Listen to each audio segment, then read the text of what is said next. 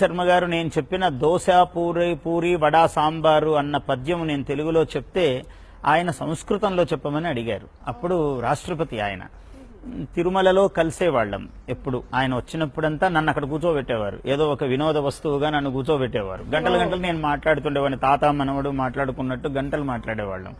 అప్పుడు దోశ పూరి వడ సాంబారు అనే పదాలతో పద్యం చెబితే జడలో దోసెడు మల్లె పూలు తురిమెన్ సౌందర్యముప్పారగా దోసెడు అయింది.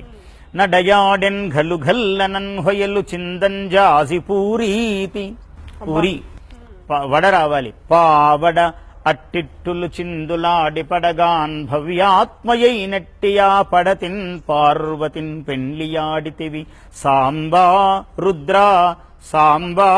రుద్రనీ సాటియే. అంటే ఏమైనా తెలుగు జాతీయము నుడికారం ఇది. తెలుగువాడికి తెలిసినంత దోసెడు అంటే ఇంకో భాష వాడికి తెలియదు. అందువల్ల ఆయన చపాతీ పరోటా సాంబారు కుర్మా శివం వర్ణయంతు అన్నారు. వెంటనే ఆయన మంచి చాలా గొప్పవాడు. సంస్కృతంలో ఆయన ధారాళంగా మాట్లాడేవారు. యశ్చపాతి జగత్సర్వం యోనుకంపాపరోటతి సాంబా రుద్ర తమాశ్రిత్య వయం కుర్మః నమశ్శతం అని చెప్పాను.